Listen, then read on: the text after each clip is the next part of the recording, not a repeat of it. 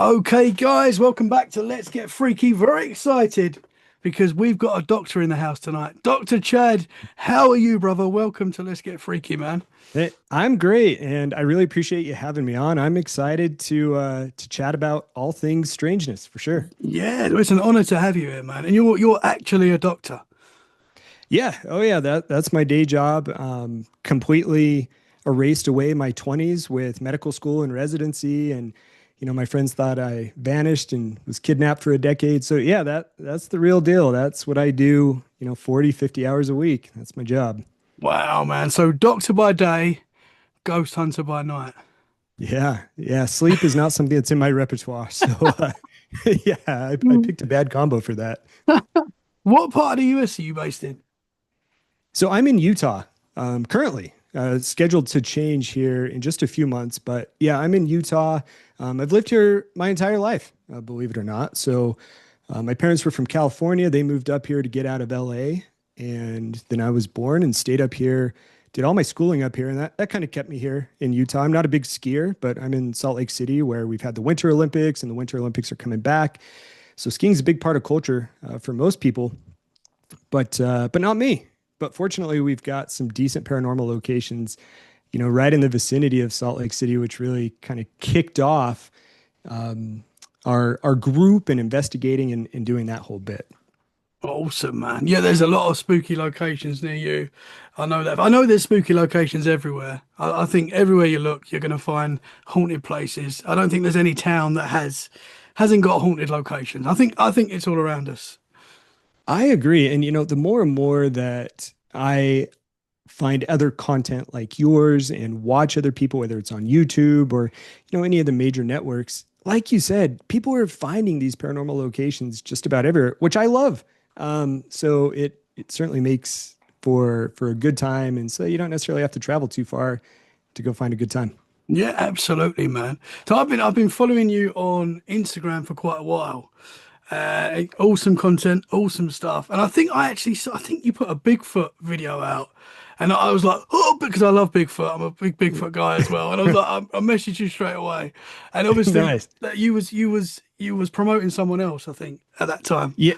Yeah, that's true. And some of the content that we've had has been centered around a convention called Phenomicon, which is a paranormal convention that's in Vernal.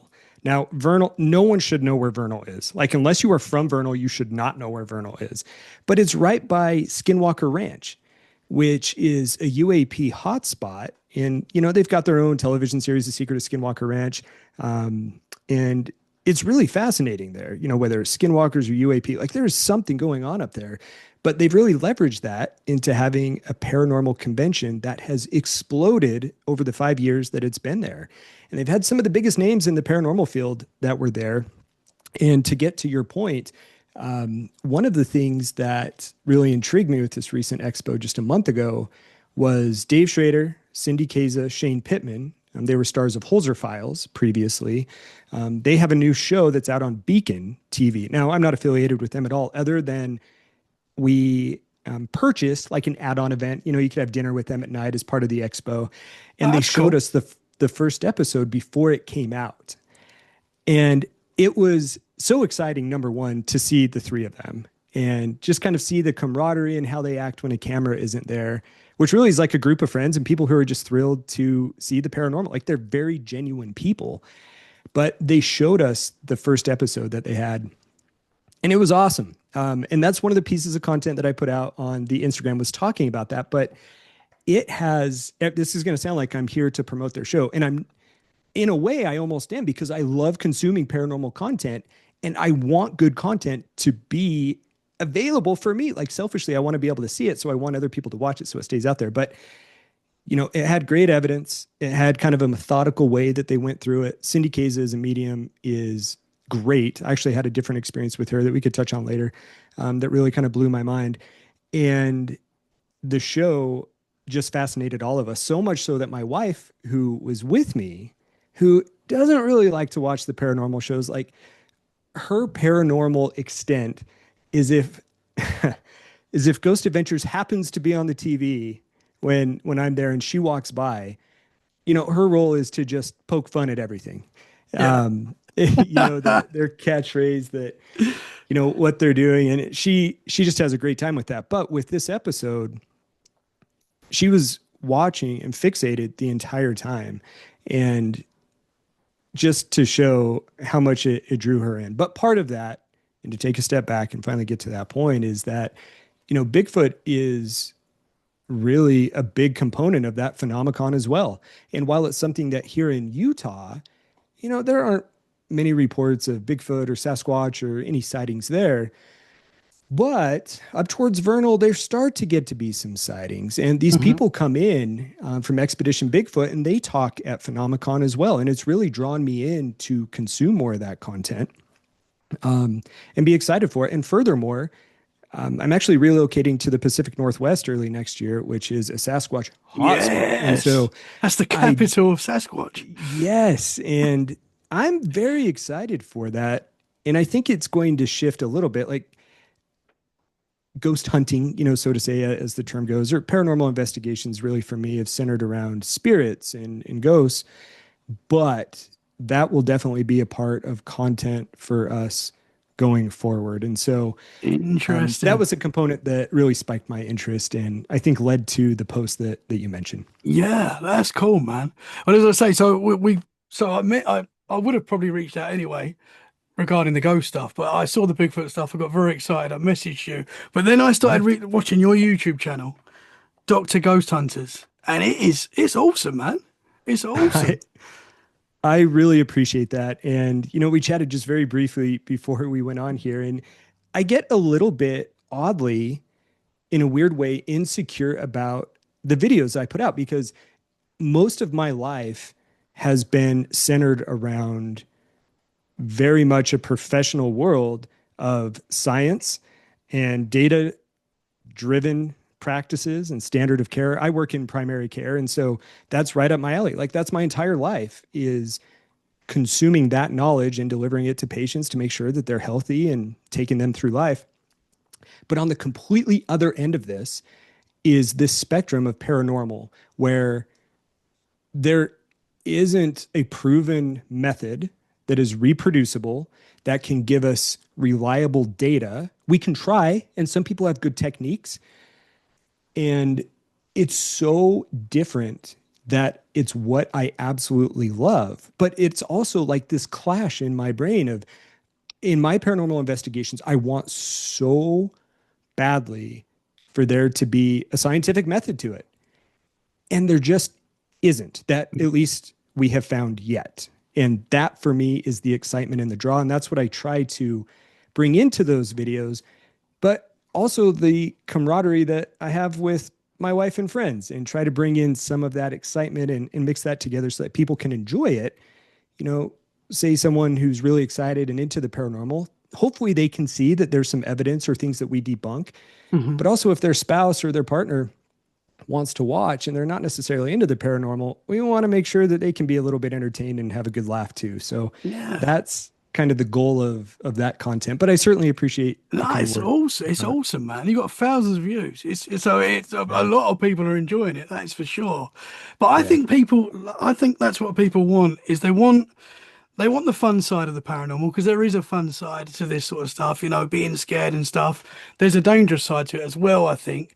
But you're also the science side, like which you're providing as well. And I think people want that. They want the skeptic side. They want the fun as well.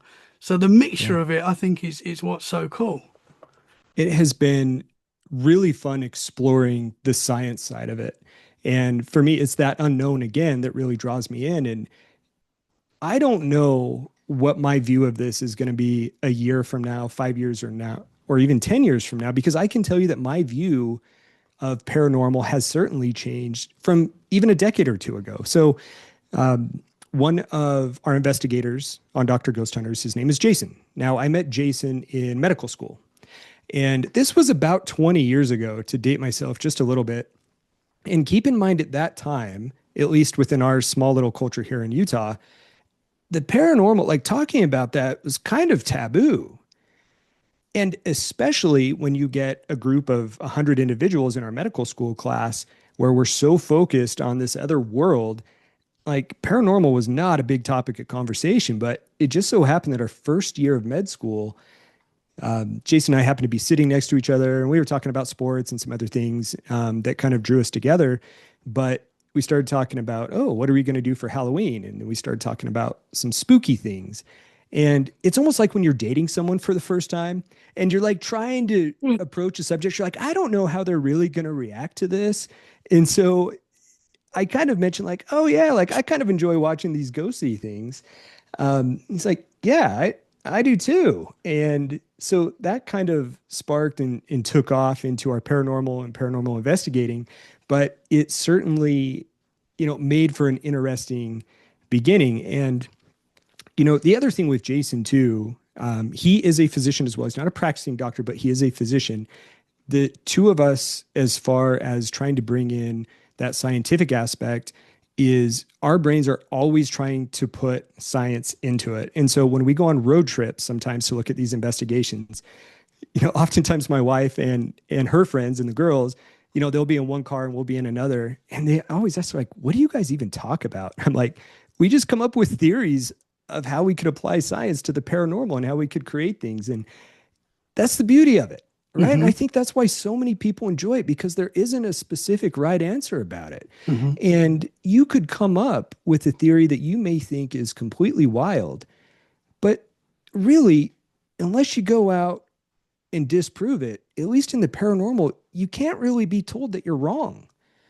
At least not yet, until we have that recipe and that playbook of proof of either how we are able to lift the veil, or how we're able to reproduce results or get communication or prove existence. I mean, like, I'm a believer, my wife isn't, but for everyone that script's a little bit different. So it's a lot of fun trying to apply those sides and think about, okay, not only can we test out some experiments in the paranormal, but let's also film it and let's also have some fun with it so people can consume it and see if we can spark ideas from other people and see what their thoughts are on what we're doing. And maybe they can critique methods that we think are pretty solid. But that's just the beauty of the whole paranormal community and being Hmm. able to do these videos. Absolutely, mate. It's funny you say about like when you like as if you're dating them and you're learning about someone and you just bring up the Yeah. paranormal and then if they're into it as well, you're like, oh yeah, and then that's it. That's it. That's the start. I kind of because I'm sure like you as well, you're having these conversations all the time and you kind of forget that not everyone's into the paranormal. Like I think a lot of most people are, but then you'll talk to that person that isn't and you start talking about the paranormal and they give you that look like, Yeah, are you okay? Was- exactly. Especially when I start And talking Bigfoot, I get real looks. well, and I think part of that too, so I think there's two components to that. As far as the Bigfoot thing goes, it's wild. I talk to people around Salt Lake City where I live about Bigfoot, and I mentioned that, hey, it's going to be a Phenomenon and some other places that we're looking around. They're kind of like, yeah, okay, that's cool, whatever. But we took a trip this past year up to Trout Lake in Washington. So it's about an hour and a half outside of Vancouver, which is the southernmost point, just off of the Columbia River.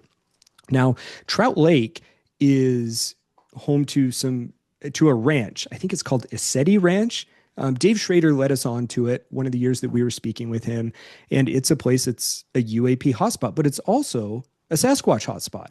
And when we went up there searching for UAPs, unfortunately we ran into bad weather and we didn't get much evidence. But when we were in town, people were talking about Sasquatch without us even asking. Like, we weren't wearing any of our Dr. Ghost Hunters gear. They had no idea why we were there. We just told them that we were in town and they would start talking about it. And so I think some of that, at least I hope, is culture and that people are being more open to it. And then Hmm. the other point to make with that is I mentioned 2 decades ago, yeah, it was a little rough going when you're going to talk to someone about the paranormal. Fortunately, my wife loved consuming the content. Either that or she just wanted to hang out with me when we were dating and she accepted it. But I have found now that people seem to be far more open to talk about it, at least in my circle here. And it even Hmm. gets to the point where there are rare occasions. I mean, this is very rare. that I will approach the subject with patience, right? Like in the occasion where I've known them for a long time and we're trying to explore some things and see whether or not there's mental health diagnoses that we need to check out because of things that they're seeing or hearing. And now I'm comfortable enough where I'm like, hey, is there any chance this is paranormal? Just to gauge their reaction, right? Like that's not something that I feel should be in a physician's clinic or in a doctor-patient relationship, right? But but the reaction that I have in those times, far, far more often than not, is an acceptance of it. And, just a response of, sometimes the answer is yes. And sometimes the answer is like, no, I thought about that, but that's not the case. But it's been intriguing to me just as I think about that and as I have those interactions that people seem to be far more open to talk about it now than at least years ago. Absolutely, absolutely. I know we have definitely had. There's been a big movement in our culture with the paranormal, 100% with UFOs, cryptids, and ghosts as well. Definitely in the last, as you say, I've noticed it in the last 5 years, I think, where people have changed and are more open to it. I don't know why it is. I don't know if it's because UFOs are discussed more in the mainstream. I think that's Sure. possibly a part of it. I think you look at people now that don't believe in anything, and they're the you ones. You know, It really how can is. you Yeah. not? You know? Right, right, right. It's even so much so now that my father-in-law, who also happened to be my biochemistry professor in med school Oh when I was wow. dating his daughter, like I try and hope figure that one out. I hope he liked the Um, paranormal. no, not at all. Like not at all. And he's part of, that group of people that was really hard for me to approach the subject that as we started ramping up these videos during the time of the pandemic as something to do and, an activity. He's like, "Oh, so what have you been up to?" It's like, "Oh, just my doctor stuff and working on some commissions, but also, yeah, I'm doing paranormal videos and we go ghost hunting." But he has been far more accepting in the last couple of years than I thought he would ever be. I mean, this guy's a biochemistry professor. Like, don't get me wrong, my degrees are in biology and chemistry, and I'm up that alley too. But I mean, this guy is as far from the paranormal as you could get. But even so, he's starting to accept it a little bit. Has he had any experiences that you know of? I don't think that he has. I know the conversation has come up, but I don't think that there have been any that he has been willing to at least admit to. Hmm. Not yet, at least. Could you get a lot of those guys as well that are like, nope, don't believe in any of that stuff. But there was this one time. And there's Exactly. Yeah, always this it one almost time. always happens. Yeah. And they tell you this incredible story, and you're like, and you still don't believe it. And I think there's something to that as well. I think if you had that experience when you're a kid or whatever, that classic you see your grandmother in your bedroom and stuff like that. A lot of people experience that. If Right. you I think if you don't accept that experience at that time, I think that's when you go on to like not have any more experiences. But I feel like when you have that experience and you're like, yeah, that was paranormal, I feel like that's when people tend to have more experiences just because they're open to it. Well, I agree with you. And that's such a fascinating thing to think about. So, take, for example, Jamie, our friend Jamie. She's part of Dr. Ghost Hunter. She's my wife's friend. They were working at the Container Store together and they ended up being friends. And she is a hardcore skeptic and almost to the point where I've had conversations with her like, are you just a complete non believer? Like, skeptics, you show them a piece of evidence or they have an experience to your point, and sometimes that can flip them. But her experience, and I think she would be comfortable with me sharing this. If not, Jamie, I'm Sorry. sorry, but the she had an experience as a kid where she woke up at night and she was certain she was awake, and she saw what was a glowing orb like over her bed, and so much so that it scared her that if I recall correctly, she got on the ground and like crawled under it to get out of her room, and then it just vanished. Now, she is not one to tell of an experience like that, but she is, she knows that it's real. And, from what I heard of her and what I've known of her, I fully believe that she had that experience. Yet, interestingly, when we go on these investigations, she is still so skeptical. And it really makes me wonder, And she also hasn't had an experience. Now, some of the most haunted locations that we've been at and the places we've captured the most evidence, like Haunted Hill House, unfortunately, she wasn't there.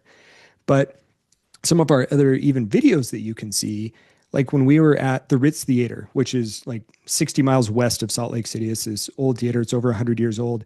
It's the first time I saw a shadow figure or an apparition. And we also captured a shadow on camera. And we went back to this location. She's standing in that room where we captured the shadow. We went back to the location specifically to debunk it. And we tried everything we could think of and couldn't debunk it. But even then, she still's like, yeah, I just don't know.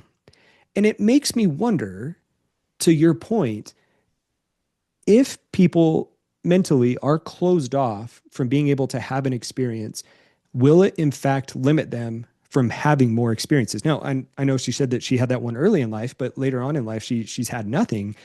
And I think that there's a very interesting phenomenon with this. And I have nothing to back this up. It's only theory. Hmm. But, with kids, for example, like the common notion is that kids can either see more or they get more experiences.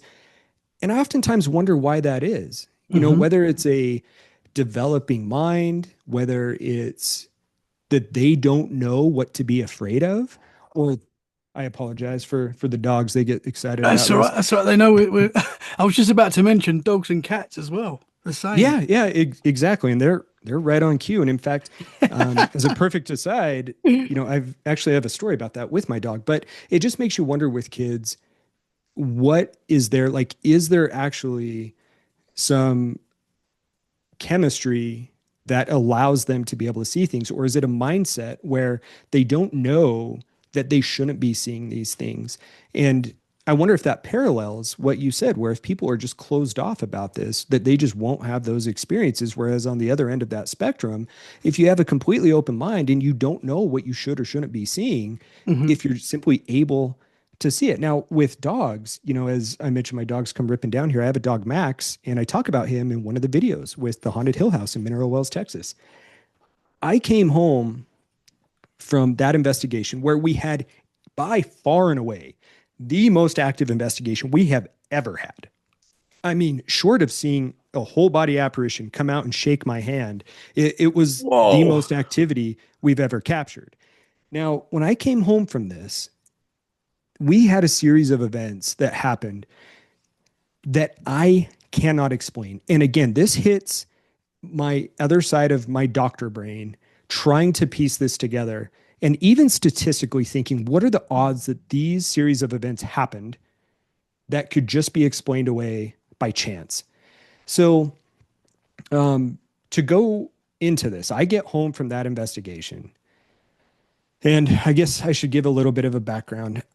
I'm not going to say this thing's name, and you'll hear why. There's an entity that is believed to be at the Haunted Hill House in Mineral Wells, Texas, that is either negative or demonic or is not a friendly spirit named Toby. I'll spell out his name. And he's very well known. You go check out any of the shows, you check out our YouTube video on him, and you'll see us cover him. And he is thought to be a negative spirit. So we have some interactions at that house that included a disembodied voice and an EVP capture that sounds like a guttural growl that sounds like it's saying, "Get out." Oh It man. is terrifying. We listened to it in real time right after Jason and my dad heard a disembodied voice, and we heard that, and it sent chills up all of our spines. What? So people heard it with like the naked Oh, ear, and then you had it on the recording as well. so two things. So two things happened. They heard a voice. To set that stage a little bit more, there's two floors to this house, and Jason is on the main floor. Unbeknownst to him, my dad is right above him, still investigating the area where we just were, and we're having quite a bit of activity. We have cameras on both of them, fortunately, so we could capture this and a digital audio. I'm just on the main floor waiting for them to come out. I'm not hearing a thing. I hear my dad ripping down the stairs, and to be honest, I'm a little irked at him. I'm like, "Dad, we're trying to film here. Like, you're coming marching down the stairs of this old house, and we hear you marching."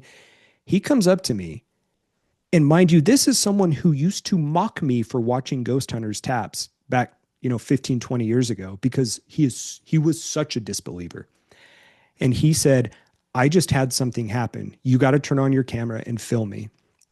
So I film him.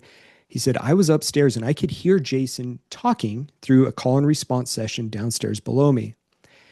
And he said, is there anyone here with me, or something to that extent? You can go see it on our video. And my dad said that he heard what sounded like a little girl moaning, but he said it wasn't on the same floor as him. And it didn't sound like it was all the way downstairs. He said it felt like it was in between them. And as he is saying that, Jason then comes right out of that room and he's like, oh my God, did you guys hear that? He didn't know my dad was upstairs. They both had the same exact experience hearing this little girl almost moan. Now, right after Jason hears that in real time, he doesn't immediately bust out of the room. He said, did I just hear a little girl moan? Or did I just hear a little girl? And in that spot, I'm like, well, did you get a response? Is what I said to Jason. He's like, well, I don't think so. I'm like, did you have your digital audio recorder? He's like, yeah. So we go and pull it up. And the response to that question is that sound, that get out. And that in that moment, we were all like, whoa. That was the first moment. You know, it may not sound like a lot with a disembodied voice and an EVP, but it was so real. And we spent so much time trying to debunk it, so much time.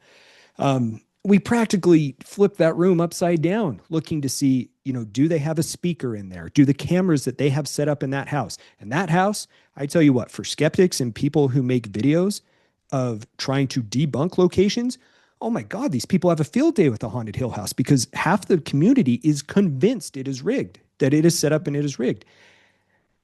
We went through hours and hours trying to debunk it, both when we were there and after I got back and was doing editing. And I cannot debunk what we heard inside of there. But that EVP did not sound friendly. Now, flash forward to what I was talking about a minute ago of something following home.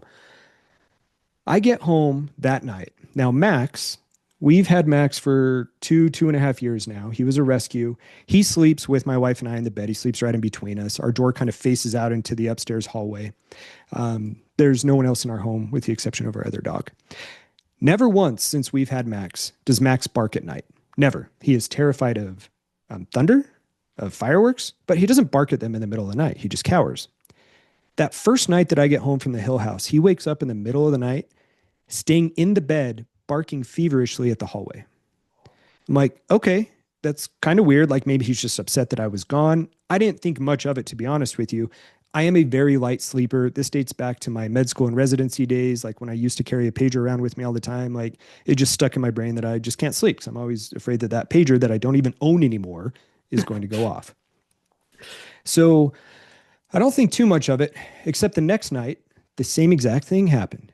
Middle of the night. And of course, it's right around 3 o'clock, right? Or just, of course. Of course. Witching hour. Yeah. Yeah, exactly. And he gets up and is barking in the middle of the night again. So now I'm starting to think, okay, that's 2 nights in a row. That's kind of weird. And it got me a bit excited, to be honest, about all the content that we had captured on our trip to Texas. And I'm like, you know what? I'm going to start on the video. Like, I really want to get this out. I want people to see this. It takes me forever to put these videos together. So I go through and I upload all of the footage. It even gets to the point where the first day I put together like the little hook for the video. I save the hook. I'm excited for it. I show it to my wife. And the hook, I think at that point, contained the EVP. So I show it to my wife. The next day I show it to her. She gets sick. She gets COVID for the first time. We thought she'd be a never COVIDer. She got sick. She got tested positive. I was like, okay, that's weird. I show it to Jamie a couple of days later. Max not barking at night. But the next time in this series of events, I'm going to get the timeline of it slightly skewed. So if you go back, it might sound different. It's just because I don't have it perfectly memorized. Mm-hmm. But with Jamie, I show her the EVP because she's our skeptic. I want to show it to her. The night that I show it to her, Max barks again. I show it to Jason. I'm like, hey, I finally put together this intro. Let me show it to you.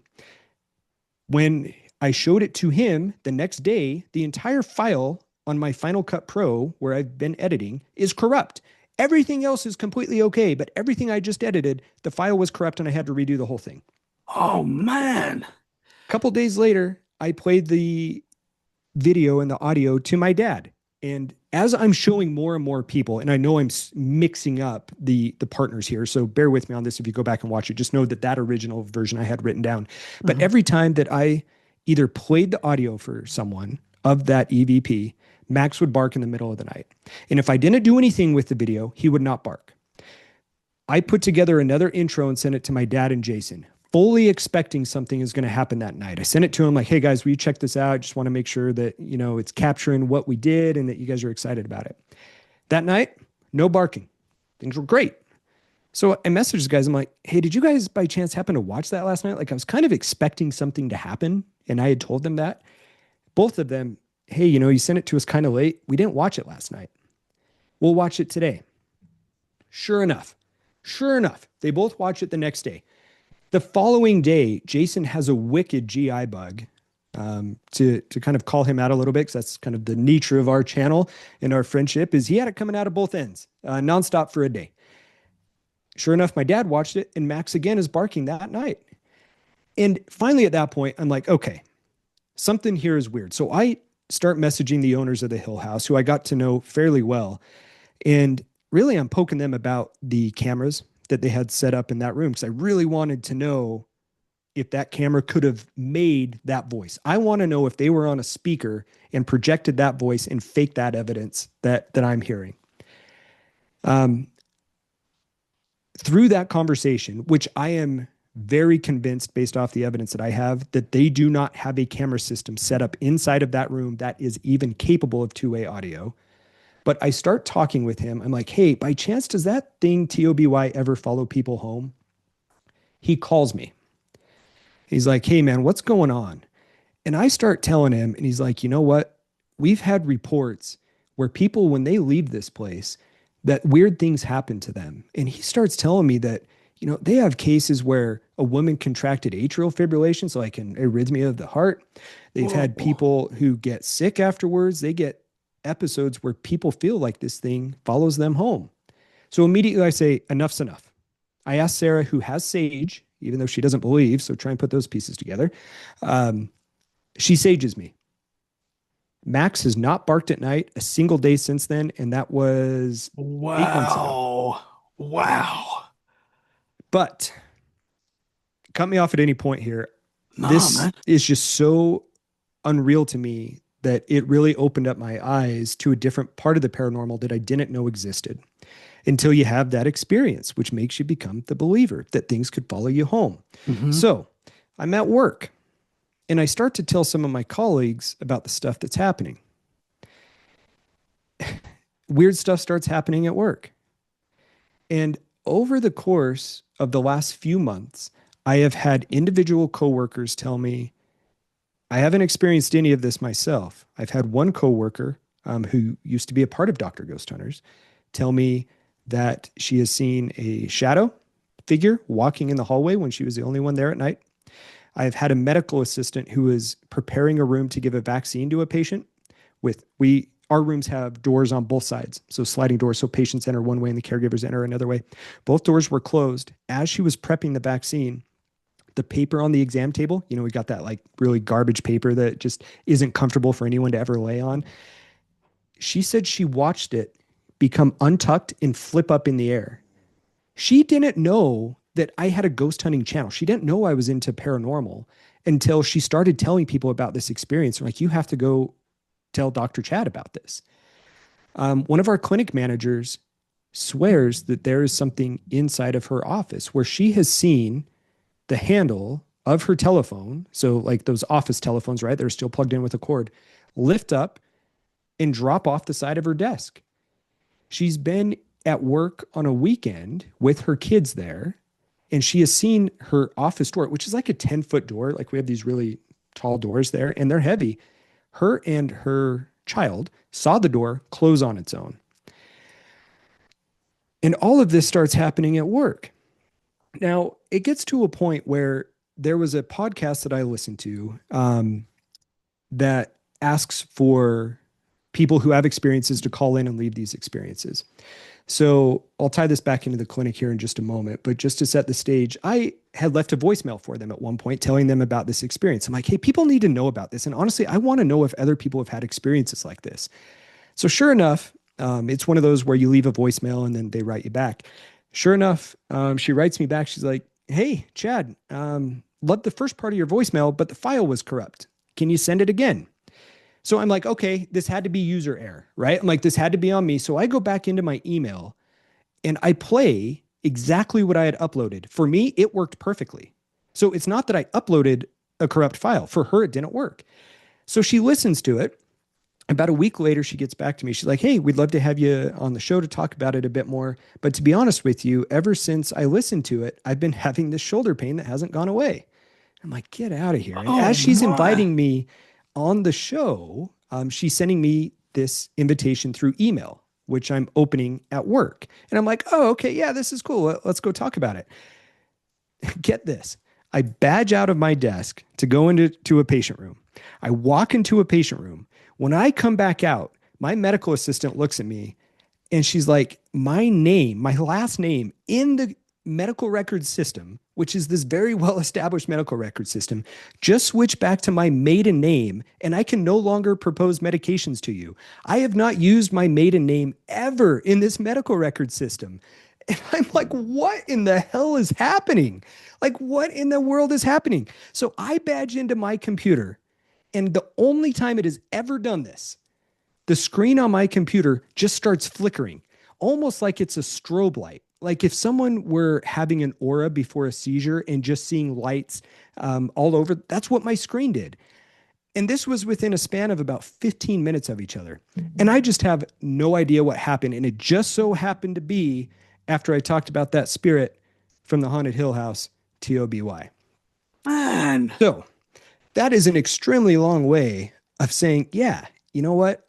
I think that there are things that can follow us. I think that energy has a different, in the afterlife, has a different time and location spectrum than what we have. Hmm. And I do believe from this experience and listening to others that that can happen. I think that my dog Max, who has no reason to believe or know that he should be spooked by seeing something that I go out looking for as part of my own fascination, that the timely coincidence of that from the investigation is just uncanny. And then, like I said, everything else that was there, and I do have this all documented somewhere. I should put it together so I can make sure that I keep that story perfectly straight. It's so uncanny. And statistically, sure, I start to look for it, right? Like my brain becomes biased to start looking for some of these anomalies that are happening.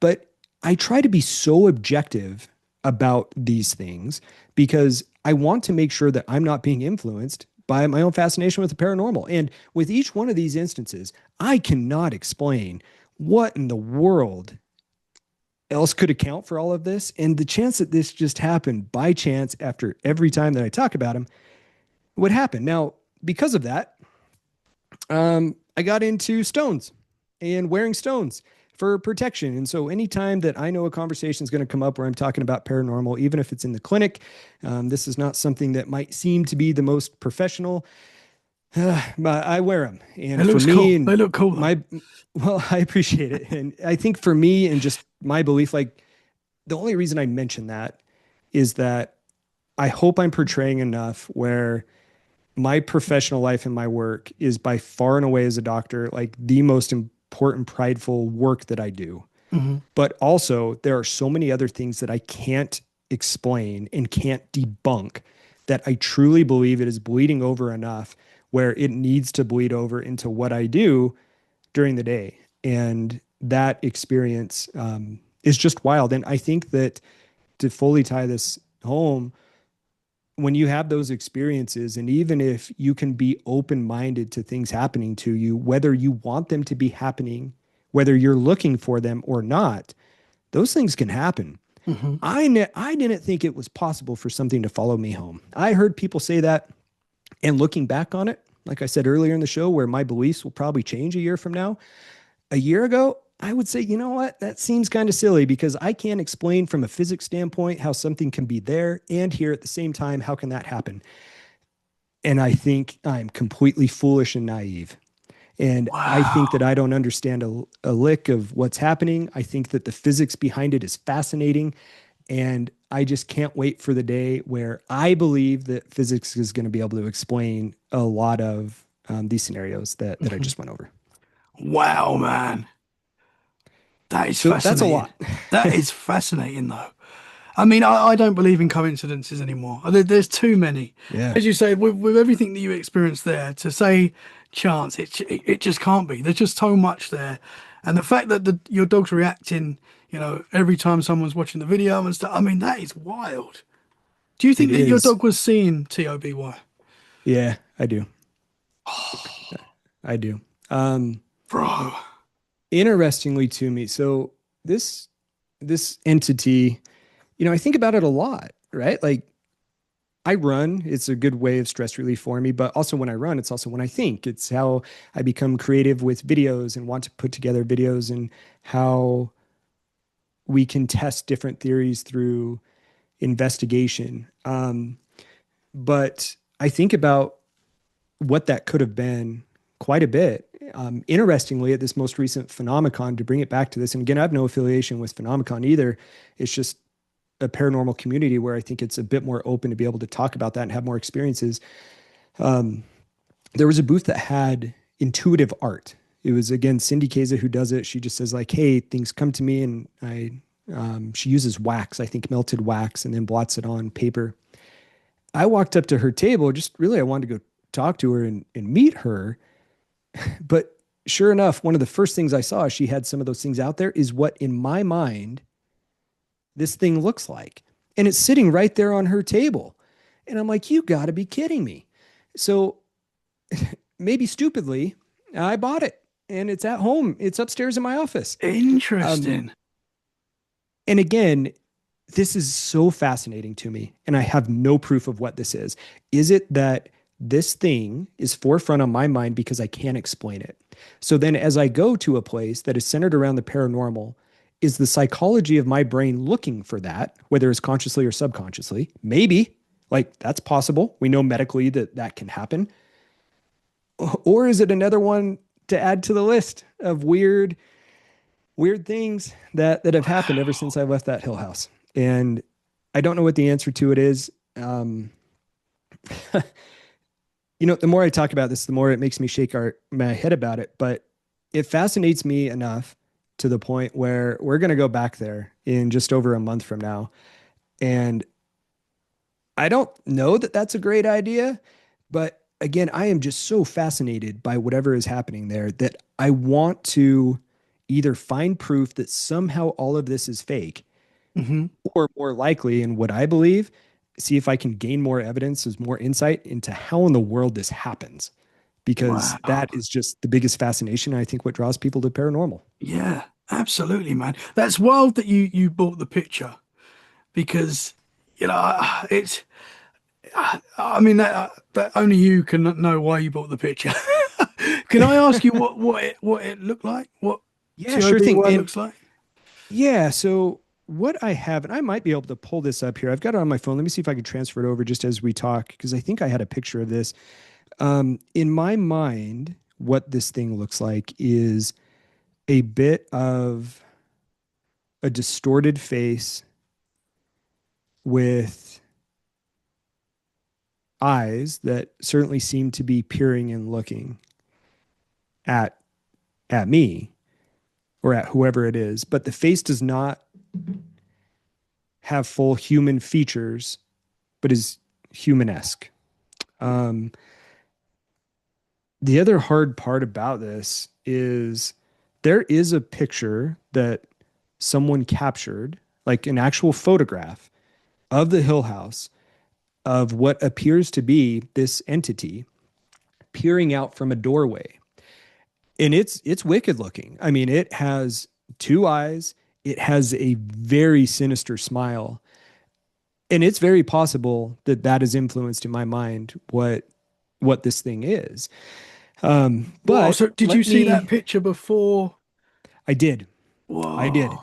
And so I think it's very possible, right, that I link those two things together. But I think I'm going to be able to get this thing popped up and share it with the actual photo that Oh, I interesting. purchased. So let's see if we can get this up here. So let me go ahead and share.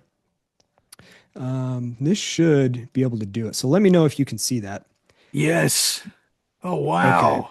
So you So so you had this kind of image in your mind before you saw the painting, and then you saw the work, and you were like, I've got to have that. I That is did. that And is wild. That is freaky, she had man. a table full of these, and immediately my eyes went to this. Now Whoa. I stared at it, I picked it up, I asked her how much it was.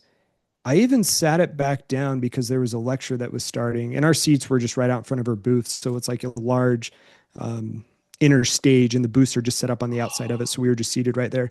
And I sat down, and I couldn't stop thinking about this thing. I told Jason, who was sitting next to me, I'm like, man, there's this photo that she painted, and I think it's TOBY.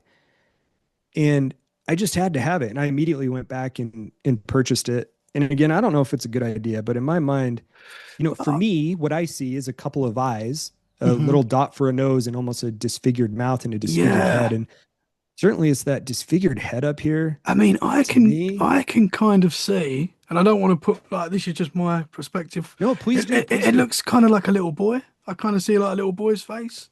I don't know if you see Sure. that or Yeah, almost with the smaller nose here, perhaps. yeah, Perhaps it gives us some features of that. yeah. That's how I'm what I'm seeing. But I mean, oh yeah, it's a very freaky picture, man. For the listeners It is. listening, I don't know if you got this somewhere we can maybe post on social media, or I don't know if you want to put it on social media.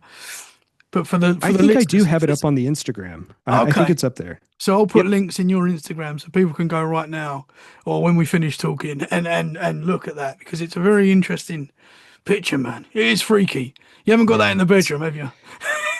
No, no, no, no, no, no, no. And I'll stop the screen share here, but no, absolutely not. Like, and and that's the silliest thing, right? Like, I say no, like it's going to stop this thing that traveled 1,000 miles from Texas to Absolutely. freak Yeah. out, and I say it like no, it can't simply walk across the hallway into my thing. So Yeah. I try to apply logic to it, but even in something like that, I probably shouldn't even bought this thing and had it in my house. But No, but I it's mean, you the listen to your weird, it's the gut hook of and the yeah, paranormal, yeah, right? yeah. And it's that it's like what we were saying at the start, like there is a fun fascination and I get quite like a nice feeling from watching paranormal shows. I know it's scary and I know that sounds weird. I've just watched there was a show on Netflix right now that's really good called True Haunting. I don't know if you've seen that. It's quite No, good. but I'll add it to my It's list. really good, man. I watched it a couple of nights ago. It's like real ghost stories, but like reenactments on it as well, and it's really good. And like, but I'm getting a comfort from watching it, and it's freaky, it's scary. I don't know why I'm getting a comfort from watching it. I've had a lot of paranormal experiences myself, and I get very scared Yeah. by it. But there's still like a, and I think that's what people love the paranormal. So people, there is like a nice feel to it as well as a scary feel to it as well, if that makes sense. Yeah, it totally does. And I get it. It's hard for me to place an exact note on it as well. Like when people ask about the fascination, it's hard. Like I can't give them a one liner as to why that hook is there, but there's Yeah, just something about it it's that can fascinating. absolutely draw you in. Yeah, Yeah. man. I mean, people say when you talk to people that have, near-death experiences where they died and they come back to life and stuff like that, a lot of what you hear is that when they're on the other side, time is irrelevant and Right. space and time is irrelevant and how we perceive time and and that might be why a ghost can be there and 100 miles away somewhere else as well because it's just a science that we just don't understand, you know? I completely agree. And, to that point, it's fascinating. The more that you go searching for that content of near death experience, the story is not always identical, but boy, it's pretty close to the same. Hmm. And when you think about the, except for people who are selling books or if they have some way to profit off of that, like, yeah, then there's probably a motive for it. But you get people who come from all different backgrounds, from all different religious beliefs, Hmm. or just completely don't have beliefs, right? And I think those are the ones that are even more fascinating to me. But they seem to share those same experiences, and it makes it hard to discredit it Hmm. because, of course, you can't disprove it. Like, how are you going to set up that experiment? Yeah. Like, good luck doing that. Yeah. And so it really is fascinating when that's the case. You know, I've got an interesting tangential story that I don't think I've told people about before. So I'm going to keep some of this like extremely vague because it happened inside of my office in my place of work. So I just want to be mindful of patients. So um, I had an elderly patient who had come in, and this patient had severe dementia and was brought in by this person's spouse. Um, Now, the patient was nonverbal. When they would speak, it was just jumbled words that didn't make any sense. And that was my experience. I saw this person maybe once or twice a year. They had a lot of in-home care, but according to the spouse, like the patient just wouldn't talk. So, as part of just making sure that nothing was extremely wrong, you know, I want to do a bit of an exam and just make sure physically things were okay. And this person didn't say a word, like just not completely nonverbal. I can't stress that enough. So I go up to do the exam and I listen to this person's heart and lungs, and you know there's still someone inside of that body even if they can't communicate or understand. So usually in those instances, like I'm trying to meet them at eye level and this person was just in a chair, so I'm just down on like one knee talking to them. And as I do that, so I'm probably 2 feet away face to face to this person looks at me and says, "There are spirits everywhere. They are all around us." My jaw, I try to keep a very stoic manner inside. Like, I can't stress enough how professionalism is very important to me in what I do. I'm certain my jaw dropped. I'm certain I went even wider than what I am now. I couldn't believe what I heard. And I was like, what? And then it was gone. No more words. Like, it was just like that. And it came and it was gone. And I still to this day have no idea how that happened. I had never heard that person say another word. Why? Why would they say that? And, you know, it makes me wonder, is it back to our conversation where perhaps this person had dementia and simply was hallucinating? Why were they nonverbal and then able to communicate? I Hmm. don't know. I don't have a medical reason for that. Is Yeah. it that their brain is functioning at, you know, back almost like a child level where they're able to be more open and see things? But then again, why are they communicating? Or is it that they were so close to death that, you know, maybe they get a glimpse into the afterlife and in that moment, I was able to hear it.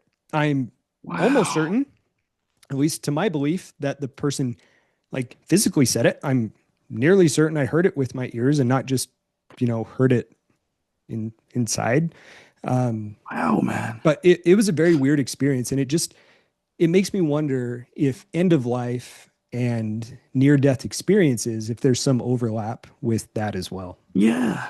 I wonder if they got the sense that you were like open to that kind of thing. I don't know because, it might have, he may not meet many people. And the fact that Right. I don't know. I'm just thinking of, I don't know either. And to be honest with you, I kind of wrote that off for a while, right? Like I see, so to take a step back and let's look at this briefly with a skeptical eye, I see this person twice a year and our visits are usually 20 to 30 minutes. So I get such a small glimpse hmm. into not hearing this person talk.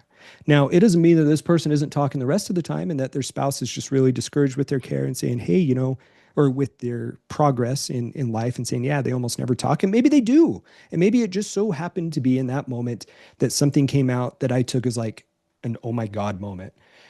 Um, on the other hand, and this is really going to get out there. And so if my patients are listening to this, they're really going to raise an eyebrow. So the other fascinating thing, and probably the reason I keep going back to this phenomenon, is there was another instance with Cindy Kaiser where she did a gallery read. Now, I've loved watching mediums on TV. I love it. It is the like, boy, you give me a bowl of popcorn, I could watch mediums go to work all day and night. I don't know if I've ever believed it because for all I know, they're telling you that, you know, oh, we're going to keep this person in the dark in the location. I don't know that. I'm not there. Hmm. But we went to a gallery read, and there were several instances. I'll be very brief with this, perhaps conversation for another day. We had never met this woman before, you know, before I bought this picture. Um, she picked off, there were one, two, three, four, five. There were six of us there.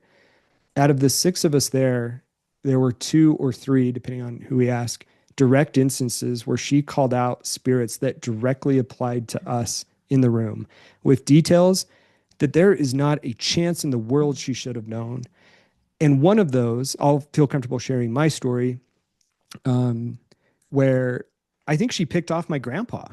Like, I didn't even know. It was so much to the point of details that I didn't even know it in the moment. So, for example, she said, there's a big room that is spread out, and she's kind of says, hey, the spirits come to me. I kind of tell you what I hear, and I can find direction of who they are talking to, but I can't specifically say it's you.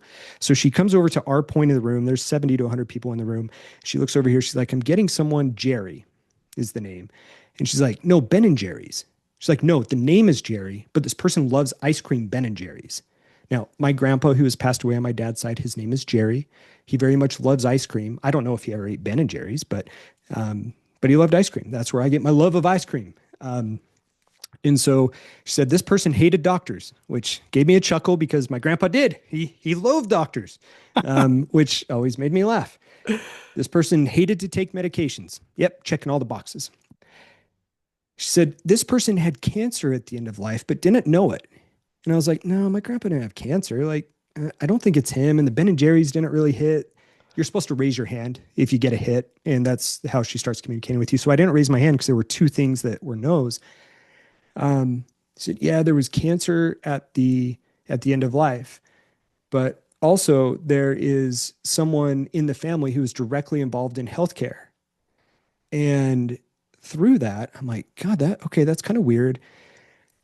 She mentioned one other thing that didn't fit. She's like, there's something with ALS, like Lou Gehrig's disease that was associated. I'm like, okay, I know that wasn't there. But then she came back. She's like, he wants me to say Ben and Jerry's. I'm like, God, that is just so weird. And she said, well, and someone else kind of had that, like kind of raised their hand, like, yeah, I think that applies to me. And she's like, well, I want you to know, whoever this message is for, that you have a lot of spirits that follow you, and perhaps you have a gift and you should explore it. And I think like, whoa, that's kind of a cool thing for that person. So, immediately after that's over, because of my experience and the other experiences that I just probably shouldn't mention on here, I start texting my dad. I'm like, Dad, this is wild, man. Like, because it's my dad's father who had passed away. He's Jerry. I'm like, God, did Grandpa eat Ben and Jerry's? He's like, oh yeah. He's like, he would only eat Ben and Jerry's blueberry ice cream. He loved it. And I'm like, Dad, you got to listen to this. And so I start to tell him, I'm like, but the other thing that just didn't hit is cancer. Grandpa didn't have cancer, right? Like, he had severe COPD and he had diabetes. Oh yeah, she mentioned diabetes. That was the other thing that she hit on. And he's like, you know what? They never diagnosed it in life, but your mom and I are certain that he had cancer at the end of his life because he was just wasting away. And I was like, oh my God, like, how would she know that? And again, it's those series of instances without me just total diving into someone that I've seen on a paranormal show, that I've been fascinated with her work, to buy into that. Like, I was very much trying to be objective about that. But then I start to tie it back in and say, okay, well, let's just go all in on this and explore everything that she just said. Say that I do have spirits that follow me around. Okay, great. But maybe that there are gifts that you should explore. Well, it makes me think back to that patient that, is nonverbal and I'm able to listen to. Now, that patient was probably 4 or 5 years ago. And that thing had been so far out of my mind, aside from just being strange. But then I start to look back and say, okay, maybe there's weird stuff going on here that I just simply can't explain. This just happened a month ago. I have no idea, what will ever become of this. My suspicion as a physician and someone based in science is that there is nothing to it, and it was simply a coincidence and a pretty darn cool story. But that paranormal investigator in me sure is going to explore that with every free moment that I have, because again, I just think it's fascinating. Yeah. That's why I love talking to people like you. Because you're a very smart dude. You're a doctor, but you're open to this, and I find that so fascinating.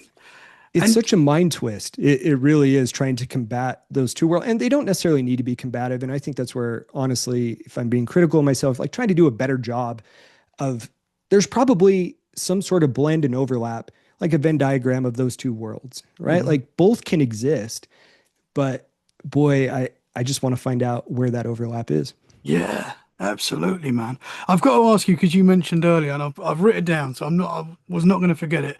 You mentioned that you saw a ghost and you shook his hand. Did you say that? I'm pretty sure So you said that. I said short. I said short of it. So I think I was referring to the Hill House, Yeah. where I said that so much activity had happened short of that Oh, I happening. heard shook his hand. He shook a ghost hand. Oh, do not forget that. Do not No, forget oh that. man, no. What happened? I wish that would be the case, and who knows, maybe that'll be something to come. I did see a ghost, at least what I think I saw. And again, this instance that I had with Cindy Kaza, the gallery, makes me kind of question some of these things that happened in the past. But at that Ritz Theater that I mentioned earlier, where we captured a shadow kind of off on the side of our camera, Hmm. um, that is actually the first location where I myself saw an apparition, and it was a flash. I was standing next to the person who was in charge of overseeing the investigation, so not a member of our team. And Jason was there as well. And I saw what seemed to be like a gray, almost translucent figure of what seemed to be a small child running in the aisle of the theater. And it was so fast and it was gone so quick that I didn't capture it. But Jason, who was a step behind me, I don't think he could have seen it. But also the person who was there, who actually lived in the theater and she was just helping to oversee, she didn't see it either. Um, and again, just with this information, it just makes you wonder, what was it? I wish I would have captured it on film to be able to say what it was. Did I see it with my mind? Is it something that physically was there? I hinted on this before, but the physics of all of this, just to divert it slightly, I think is so fascinating. I think it is so fascinating. Whether you get into theories that there are different universes that just parallel ours, and that there's a slip in the veil for whatever reason, Hmm. you can get into some really fun, like quantum mechanics and quantum physics theories that you could almost apply real science and come up with a possible world in which case the physics that we know might actually be applicable to see into a different world. And so all those things just cross my mind, as you can Yes. probably see by my ADD brain blurting out these words. But yeah, that's what goes through my mind and thinking Yeah. about all these things as we're trying to investigate. I think that's very possible. I think there's possibly other worlds going on, other realms around us that we can't see, and every now and again we get a glimpse, and they might get a glimpse of us. Who knows? But I think there could Yeah. be like a mixture of things going on. Like there could be spirits that are trapped, bound to our world, that we see, and there could be other realities around us. It is wild. That is what I love about the paranormal. Like the Yeah. possibilities are endless, and it blows your mind. You go down some rabbit holes with this stuff. Yeah, it really does. And I think, even to get more fun with it, all of those things could exist too, right? Like Yeah, everything that you absolutely. said could exist, which I think is just fascinating. And again, why it draws people into to having fun with this for sure. Absolutely, man. So that possible spirit that you saw, was that the only time you've seen something? That I can say with the amount of certainty, aside from having it on camera with some other medium of proof. Yeah, yeah, it is. And the interesting thing for me, I don't have the typical growing up paranormal story, right? Like most people have seen something growing up. And That was my next as a, question. yeah, as a kid for me, like there was nothing. I mean, I grew up on Robert Stack and Unsolved Mysteries, and I loved it. Um, when I was younger, I had what doctors thought was a mitral valve prolapse, so just like an abnormality with one of the valves in my heart. And at the time, we don't do this so much anymore. I'm not a pediatrician, but they don't do this as much anymore, is give medication because I was passing out in school because of it. And it just so happened that a rare side effect of that medication was wicked nightmares. And so I had this recurring dream that there was a witch at the end of my hallway and I could just see her shadow. And this dream happened all the time and it terrified me. And I think, in part of preparation of chatting with you today, Tommy, and thinking about this and like where my fascination with this came from, I think it might actually date back to that, like to those wicked nightmares that don't get me wrong. Like as a kid, I wasn't loving these things. I wasn't waking up and being like, oh yeah, let's go ghost hunt. It was like, oh my God, I'm I'm scared to death of this thing. But I think that's part of what drew me in. And then Robert Stack kind of got me. and gave me lots of nightmares with unsolved mysteries, which I absolutely loved. There was one episode, I want to say it was like the woman in the blue dress or the white dress somewhere off a restaurant in San Francisco. Oh my God, that just terrified me for years. But I didn't have the classic, see a ghost, live in a haunted house that I was aware of. That just never happened for me, but the fascination is there nonetheless. Yeah. Well, you've certainly had a lot happen now since you've Yeah, been looking into the paranormal. exactly. And I feel like when you look into the paranormal, it looks back. I really do believe that. And I'm a firm and believer of that now too. and you're yeah, I don't think you've got a choice. Yeah. Yeah. There's enough out there now. If I deny it, then I'm just kind of being an ignorant non-believer, I think. So in the doctor community, like, because when you talk to like you're very clever people. All doctors are very clever people, you know. Um, Yeah. Talking ghosts. I mean, is it topic? What is the general in the doctor world? I know that might be a difficult question because everyone's different and it's like everything. But what's the general? Like, can you have these conversations? I mean, when you was Well, at work and you were and like you thought you possibly brought TOBY to your work. I mean, that yeah. must have been quite difficult, like for people saying, Dr. Chad, what have you done? Yeah. Yeah. So I think that indirectly I can give you an answer. So despite us Jason and I have been investigating for about a decade, probably over a decade at this point, but putting out videos for the last few years. To answer your question, I did not immediately tell my coworkers that we were doing a YouTube channel. Didn't tell them we were investigating, didn't tell them we were doing that. It was when people started to bring it up, like you mentioned earlier, that I would start to tell my colleagues who I just happen to work with a great group and we're all really pretty good friends and hang out outside of work, start to tell them about it. And the more that I talk to them about it, again, almost everyone has a story. And so even in that world, I have in my Salt Lake community with my close doctor friends, I have not found anyone who is openly just a naysayer or will shoot it down, which always was a little bit of my fear, just professionally. Like I said, I think I overanalyze that. But not everyone is open to go investigating it, which I think is interesting. Like some people just say, hey, no, I'm too afraid of that, which I think is pretty interesting, right? Like you Mhm. get these scientific minds who all did training all throughout the United States. And I like to believe that we're all pretty sharp people.